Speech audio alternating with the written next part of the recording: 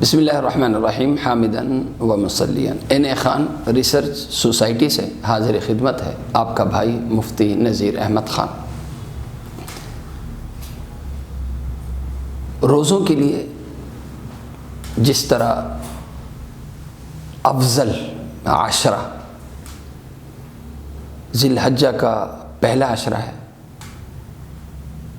ذی الحجہ کا پہلا عشرہ وہ روزوں کے لیے افضل ترین عشرہ ہے،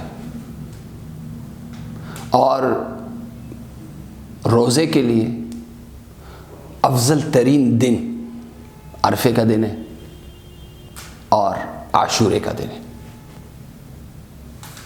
تو اگر مہینے کے اعتبار سے ہم کہیں کہ عشرہ تو وہ افضل ہوا، دن وہ افضل ہوا، رمضان کے بعد سب سے افضل مہینہ روزوں کے لیے کون سا ہے؟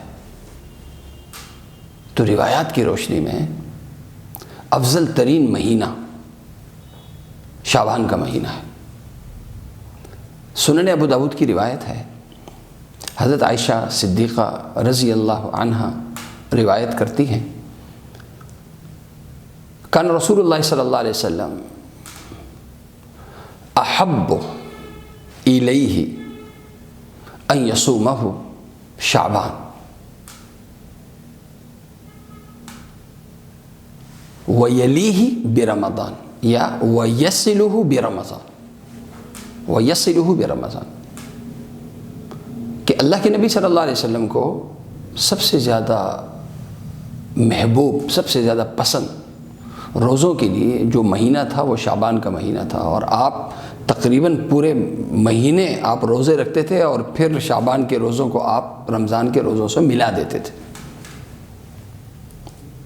اللہ کے نبی صلی اللہ علیہ وسلم کو سب سے زیادہ یہ مہینہ روزوں کے لیے محبوب تھا، اور حضرت عمران بن حسین رضی اللہ عنہ، یہ بھی ابو داؤد شریف کی روایت ہے کہ اللہ کے نبی صلی اللہ علیہ وسلم نے ایک صحابی سے فرمایا کہ اما صمت فی شعبان، شعبان کا پورا مہینہ گزر گیا، تم نے کوئی روزہ نہیں رکھا؟ عرض کہ یا رسول اللہ میں نے نہیں رکھا۔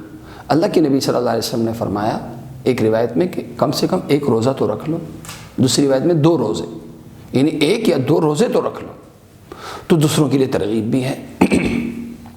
لہذا افضل ترین مہینہ روزوں کے لیے رمضان کے بعد وہ شعبان کا مہینہ ہے، یہاں تک تو بات پکی ہو گئی۔ لہذا شعبان کا ہر دن روزے کے لیے افضل دن قرار پایا۔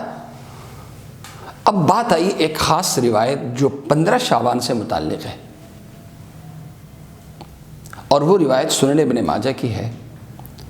حضرت علی رضی اللہ عنہ راوی ہیں کہ اللہ کے نبی صلی اللہ علیہ وسلم نے ارشاد فرمایا کہ اذا کانت لیلۃ النصف من شعبان فقوموا لیلہا وصوموا نہارہا، کہ 15 شعبان کی رات کو رات کا قیام کیا کرو اور دن کا روزہ رکھا کرو۔ اب یہ جو روایت ہے یہ روایت ضعیف نہیں ہے بلکہ موضوع ہے، من گھڑت ہے۔ لہذا یہ ایک روایت بتاتی ہے کہ علی الخصوص 15 شعبان کا روزہ، اس کے تعلق سے یہ جو حدیث ہے یہ من گھڑت ہے، لیکن اس حدیث کا مطلب ہرگز یہ نہیں کہ یہ حدیث من گھڑت ہے۔ ٹھیک ہے، یہ حدیث من گھڑت ہے، اس من گھڑت حدیث ہونے کی وجہ سے ہم یہ نہیں کہیں گے کہ صرف 15 رمضان کو روزہ رکھنا ناجائز ہے۔ کیوں؟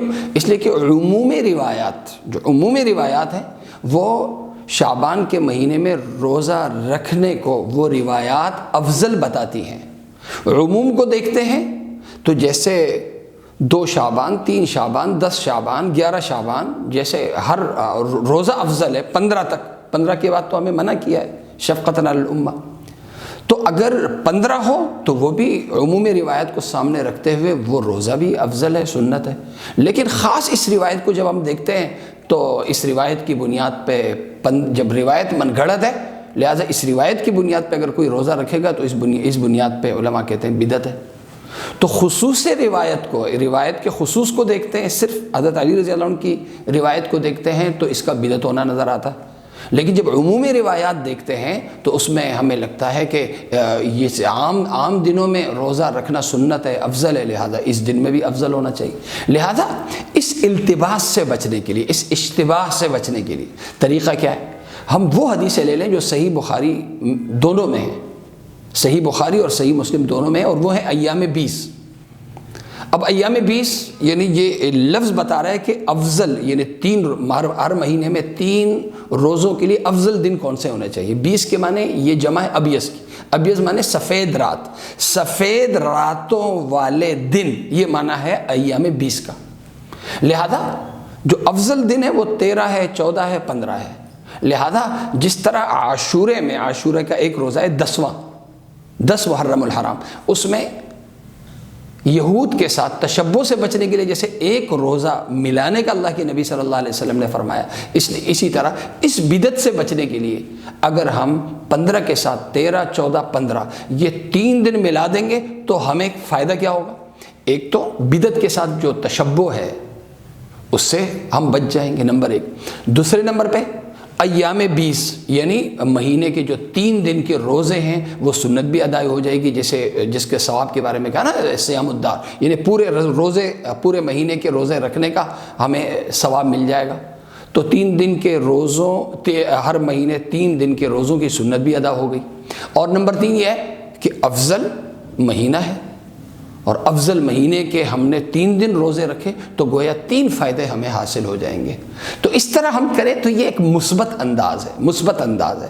اس مثبت انداز سے نہ بدعت کے ساتھ اشتباہ لازم آئے گا، بدعت کے ساتھ اشتباہ بھی نہیں ہوگا، اور خامخواہ ایک دوسرے پہ کیچڑ اچھالنا اور یہ لان تان کرنا، یہ جو سلسلہ ہے یہ بھی نہیں ہو سکے گا۔ لہذا اور یہ بات میں اس لیے کہہ رہا ہوں کہ اکثر مسجدوں میں کیا ہوتا ہے، 15 شعبان کو کچھ لوگ روزہ رکھتے ہیں، کچھ لوگ نہیں رکھتے ہیں، پھر ایک دوسرے پہ رد کرتے ہیں۔ لہذا ہم ان چیزوں میں ہم کیوں پڑھیں؟ ہم تو جوڑ لانے والے ہیں، جوڑ لانے کا ہمارے پاس طریقہ یہ قرآن و سنت کے ذریعے۔ لہذا ہم عمومی روایات کو لے لیں، اور ہم جو آواز لگائیں وہ آواز یہ لگائیں کہ بھائی شعبان کے 13، 14، 15 اگر روزے رکھنے ہیں تو 15 کے ساتھ 14 اور 13 یہ بھی ملا دو، تاکہ جو فائدے حاصل ہوں گے وہ 3 ہوں گے۔ شعبان کے مہینے کی فضیلت بھی مل گئی، ہر مہینے 3 دن روزہ رکھنے کی فضیلت بھی مل گئی، اور بدعت سے جو التباس تھا، اشتباہ تھا، تشبہ تھا، وہ تشبہ سے بھی بچ گئے۔ اللہ تعالیٰ مجھے اور آپ سب کو عمل کرنے کی توفیق عطا فرمائے۔